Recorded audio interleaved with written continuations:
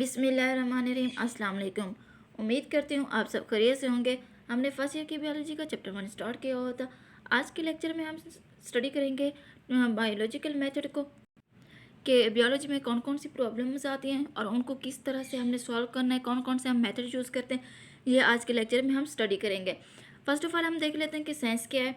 Science is a knowledge which is made through the observations and experiment and then get the result या conclusions. Science एक ऐसा knowledge है जिसे हम हासिल करते हैं ऑब्जर्वेशन के ज़रिए से, एक्सपेरिमेंट के ज़रिए से। उस नॉलेज को हम क्या कहते हैं, साइंस है। अब हम देख लेते हैं कि बायोलॉजिकल मेथड क्या है। The science is a systematic knowledge है। साइंस एक ऐसा नॉलेज है जो सिस्टम के तहत हम हासिल करते हैं। Like other science, biological science also have a set methodology it based on experimental inquiry.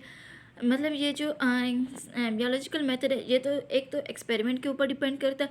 It always began with chance observation. और ये ना हमेशा जो मतलब स्टार्ट होता है वो कहाँ से होता है, ऑब्जर्वेशन के ज़रिए से।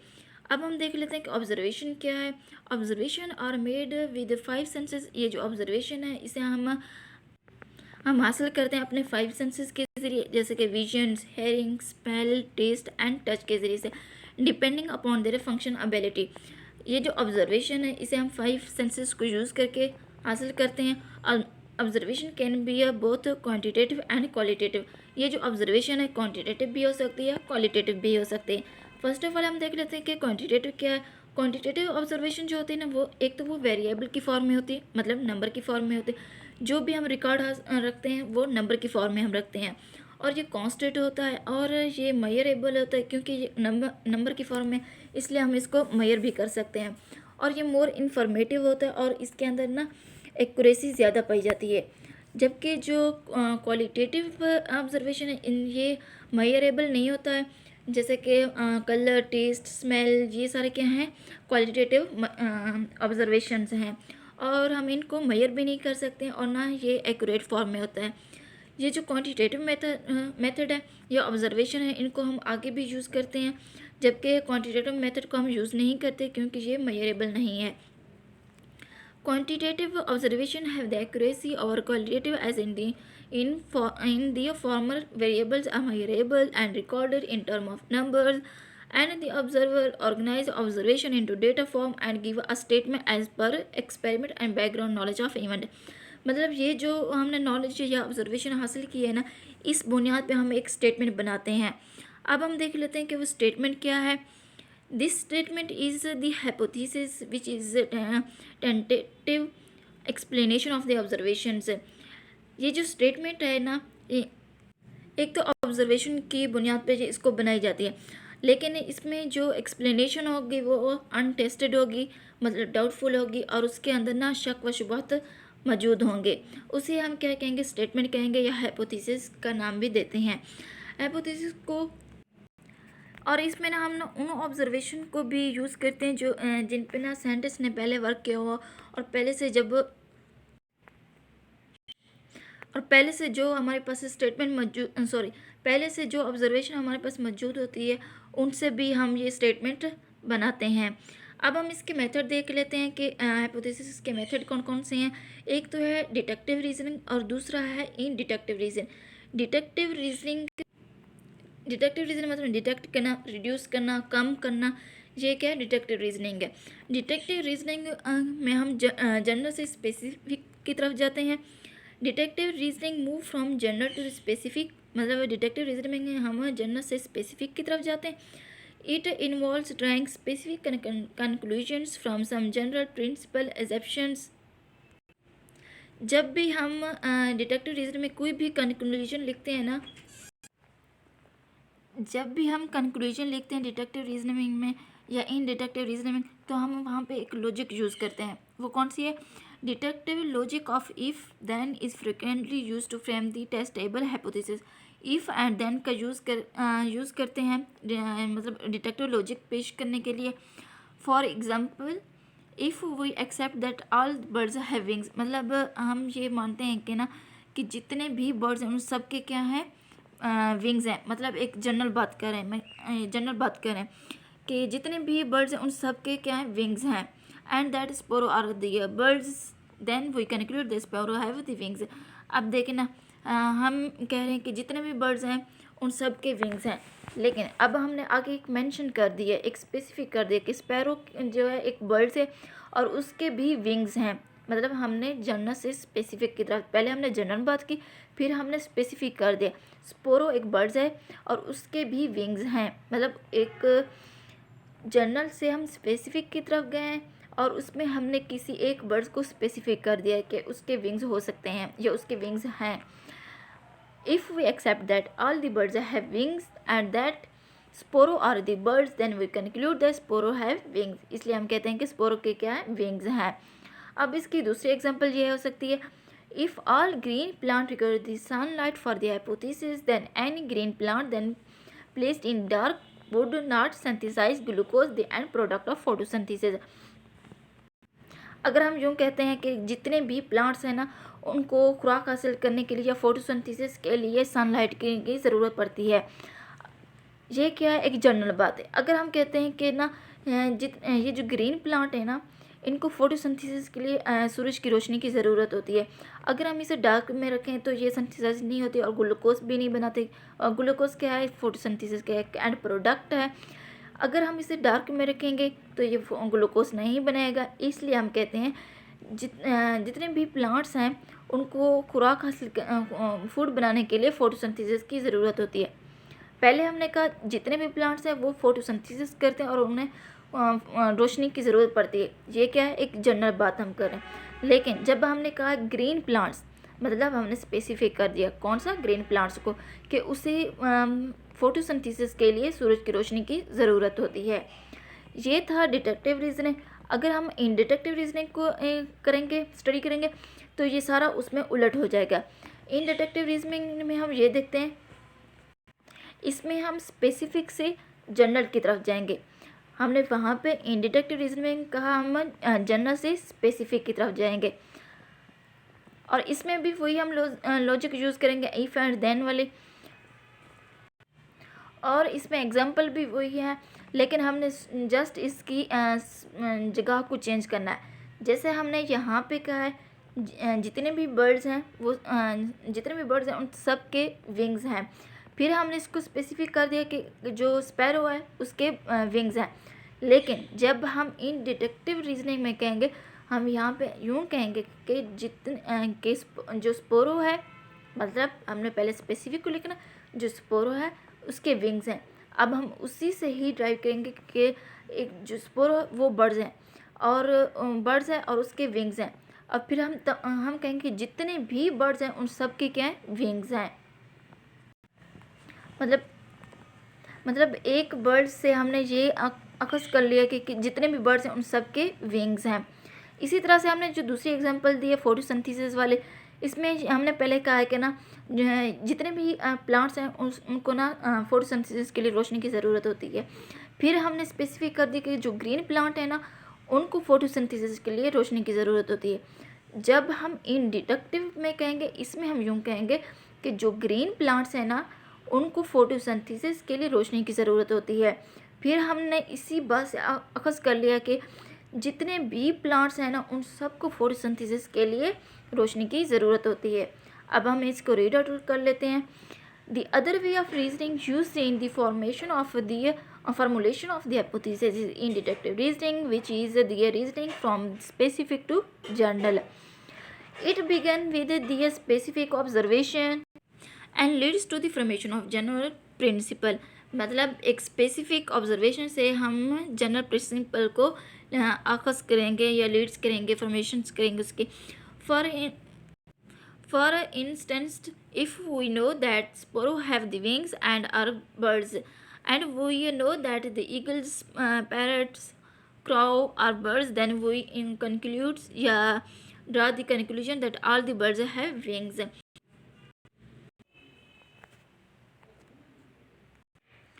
हमने कुछ बर्ड्स को स्पेसिफिक किया और उसी से एज्यूम कर लिया कि और जितने भी बर्ड्स हैं उन सब के विंग्स हैं. The science also therefore used the inductive method to generalize from the specific events. मतलब जितने भी साइंस हैं ये साइंटिस्ट हैं वो क्या करते हैं, इसी इंडक्टिव मेथड को यूज़ करके वो जनरल से स्पेसिफिक की तरफ जाते हैं। ये तो थे हमारे दो मेथड जिनके ज़रिए से हम ऑब्जर्वेशंस को हाइपोथेसिस का रिजल्ट निकालते हैं। और भी बहुत से मेथड हैं, हम उनको स्टडी करते हैं कि वो कौन कौन से मेथड हैं जिनको हम यूज़ करते हैं। The other ways to form a hypothesis sometime the scientist also use the other ways to form the hypothesis. वो कौन कौन से मेथड हैं जिनको साइंटिस्ट यूज़ करते हैं? एक है इंट्यूशन या इमेजिनेशंस, मतलब तख़य्युल करना, अख़ज़ करना, इमेजिन करना। ये क्या है? एक फर्स्ट मेथड है। एसेंथेटिक प्रेफरेंस हो गया, दूसरा ये मेथड को यूज़ करते हैं। मतलब किसी भी चीज़ को देख के और उसके बारे में स्टेटमेंट बना लेना। या तीसरा ये रिलीजन्स हो गया या फिलोसफिकल आइडियाज़ हो गया। जब भी कोई हाइपोथेसिस बनाया जाता है, जो सबसे अहम पॉइंट होता है रिलीजन्स, मतलब रिलीजन्स को ज़्यादातर प्रेफर दी जाती है। चौथा पॉइंट है comparison and analogy with other process. Comparison मतलब रिलेट करना, किसी एक चीज़ को दूसरे से के साथ रिलेट करना। जैसे स्पैरो को रिलेट करना पैरेट के साथ। ये दोनों हैं तो बर्ड्स, लेकिन इन दोनों में डिफरेंस कौन कौन सा है, इनमें फंक्शनली कोई डिफरेंस है या नहीं है, ये सारा कुछ देखना। एंड एनालॉगी का मतलब होता है कि इसमें देखना कि कुछ ऐसे लिविंग ऑर्गेनिजम्स या कुछ ऐसे बर्ड्स हो गए जो फंक्शनली तो एक दूसरे के साथ रिलेट कर रहे होते हैं, लेकिन उनका स्ट्रक्चर डिफरेंट होता है, या उनका स्ट्रक्चर सेम होता है तो उनका फंक्शन डिफरेंट होते हैं। ये हम कहाँ पे देखते हैं? एनालॉगी में देखते हैं। मतलब एनालॉगी का मेथड यूज़ करके हम हाइपोथेसिस बनाते हैं। Discovery of one things while looking for the other things, मतलब ऐसे बहुत से साइंटिस्ट थे जो वर्क तो किसी और चीज़ के ऊपर कर रहे होते, लेकिन एक्सीडेंटली वो कोई और चीज़ डिस्कवर हो जाती थी। ये थे मेथड, मतलब और मेथड थे जो जिनके ज़रिए से हम हाइपोथेसिस बनाते हैं। फर्स्ट पे हमने डिडक्टिव और इंडिडक्टिव मेथड को भी यूज़ किया। उसके बाद उनके अलावा और भी ये मेथड थे, एक इमेजिनेशन, दूसरा था aesthetic preference, religions, philosophical ideas, comparison and analogy. ये सारे क्या है मेथड, इनको भी यूज़ किया जाता है। उसके बाद हम देखते हैं ये जो हाइपोथेसिस है ये तो बन गया। अब हमने इसके ऊपर टेस्ट करना है। टेस्ट जब हम किसी भी हाइपोथेसिस के ऊपर टेस्ट करते हैं, या तो वो रॉन्ग होगा या तो वो राइट होगा। मतलब उनका हाइपोथेसिस या तो वो सही हो सकता है या गलत हो सकता है। अगर वो गलत हो गया तो बात ही ख़त्म, क्योंकि फिर हमें स्टार्ट से करना पड़ेगा। हम आगे जा ही नहीं सकते क्योंकि वो और हमारा हाइपोथेसिस गलत हो गया। अगर होगा सही तो फिर हम क्या करेंगे, आगे जाएंगे, उसके ऊपर टेस्ट करेंगे।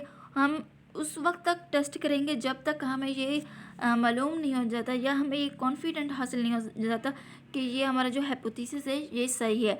मतलब हम उस वक्त तक ट्राई करते रहेंगे जब तक हमारा हाइपोथेसिस इसमें मतलब इसके अंदर कोई भी एरर मौजूद ना हो। जब हमें यकीन हो जाता है कि ये जो हमने ऑब्जर्वेशन की या हाइपोथेसिस बनाया ये हमारा सही है, फिर हम उसे क्या देते हैं, एक थ्योरी का नाम देते हैं। अब हम इसको स्टडी कर लेते हैं थोड़ा सा। The testing of hypothesis and formation of theory is a well supported hypothesis which can not B falsified. मतलब ये जो हाइपोथेसिस है ना, अगर हमारा गलत साबित नहीं होता तो बाद में ये थ्योरी बनाएगी, और ये थ्योरी आगे हमें जितने भी हाइपोथेसिस हम बनाएंगे उसमें हमें सपोर्ट करेगी। Which can not be a falsified, मतलब वो गलत साबित नहीं होती। तो it supported by result of test of series of hypothesis. It scientists rapidly try to falsify the hypothesis. The confidence of scientists is increase. It is not satisfied. मतलब ये जो साइंटिस्ट है ना, उस वक्त तक ट्राई करते रहेंगे जब तक उनको ये मालूम नहीं हो जाता कि ये जो हमारा हाइपोथेसिस है इसके अंदर कोई एरर मौजूद है या नहीं है। जब उनको ये मालूम हो जाता है कि इसके अंदर कोई भी एरर मौजूद नहीं है तो वो अपने काम पे कॉन्फिडेंस होते हैं। Such hypothesis is tested again and again. It cannot be falsified. It is considered well supported. Thus, it is generally accepted may be used as the basis of forming further hypothesis. मतलब इस theory को हम use करके या इस hypothesis को use करके हम और भी हाइपोथेसिस बना सकते हैं। So there is a series of hypothesis supported by the result of many tested, it is called theory. मतलब एक ऐसा हाइपोथेसिस जो हमें आगे वाले और जितने भी हाइपोथेसिस उसमें सपोर्ट करे, उसमें मदद करे, हम उसे क्या कहते हैं, थ्योरी के नाम देते हैं। A good theory is predictive.